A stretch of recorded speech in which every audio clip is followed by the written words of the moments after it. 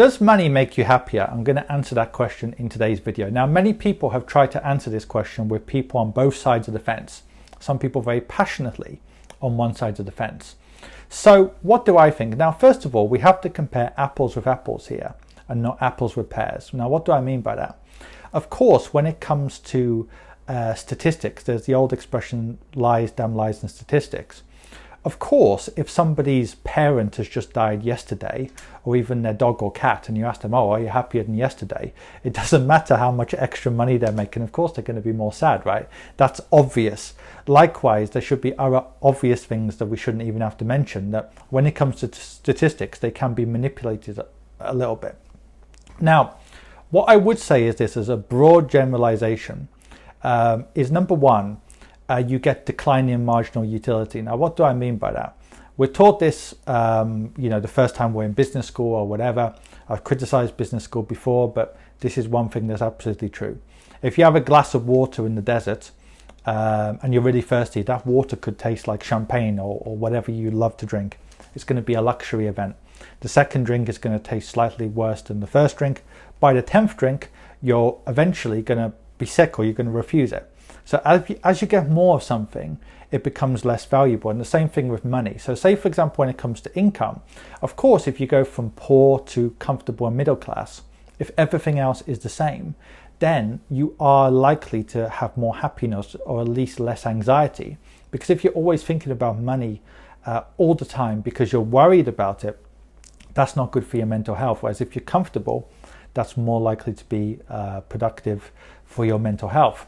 However, once you get to that comfort level, above that, it gets much harder to increase your happiness. So if you go from, say, $20,000 or currency equivalent to $70,000, that's going to make a big difference.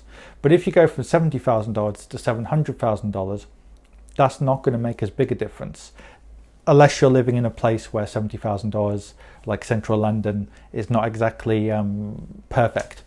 Or even close to perfect, should I say. In other words, in most countries in the world, $70,000 is kind of a middle-class existence. But if you're living in Switzerland, Luxembourg, central London, Monaco, some parts of Singapore, $70,000, if you've got a family, maybe is quite difficult to live on. Now, if you go from $700,000 to $7 million, practically you're not going to get much benefit at all, unless you use money in a very, very specific way. So if you use that money to help other people, and give yourself more economic security, help your children or whatever, it can add to your satisfaction. Because if we think back to Maslow's hierarchy of needs, the bottom is material things.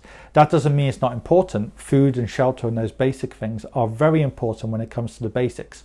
And yes, having the odd luxury, having different things to do, definitely can make you a bit happier.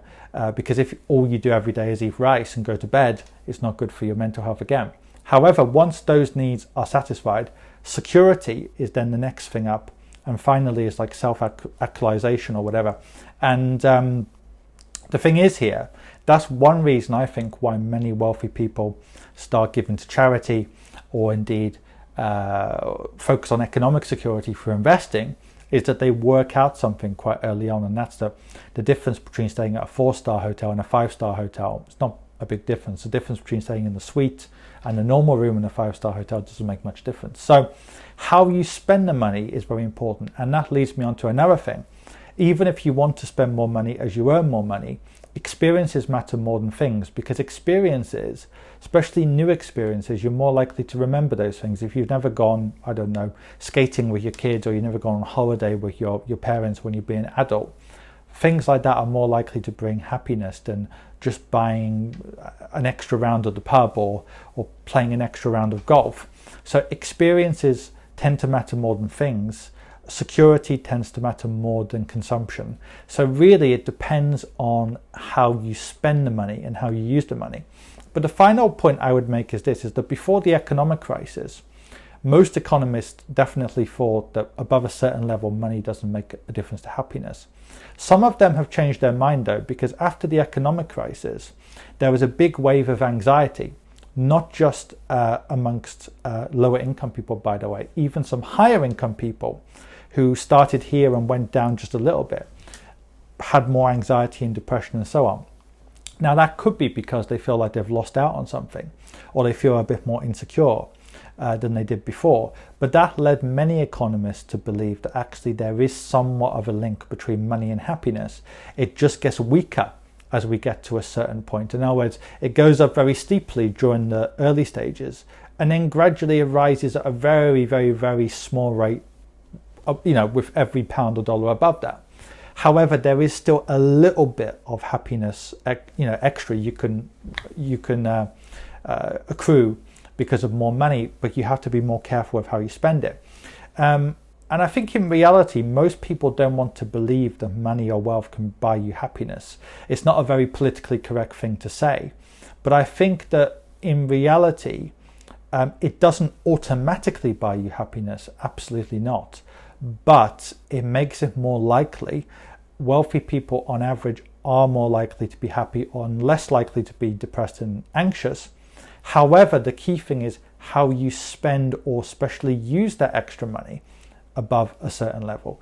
If people are using that extra money to give money to charity, to kind of invest, to ensure that they have more economic security, they're helping their kids, they're helping their community, that is really in line with what Maslow says in his hierarchy of needs, I'm not pronouncing it right, self-actualization.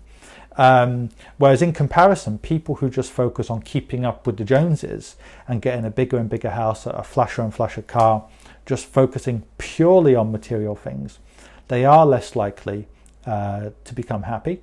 I don't know what you think. If you've got any comments or questions, just message me below.